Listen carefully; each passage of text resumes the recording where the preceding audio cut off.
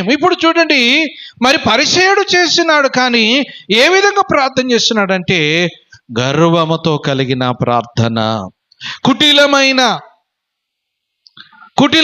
కలిగి హృదయము నుంచి వచ్చిన చేసినట్టు ఉన్నది, కానీ హృదయం మార్పు లేదు. భక్తి ఉన్నది,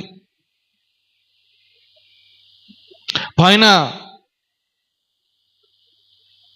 మంచి వ్యక్తిగా కనబడుతున్నాడు,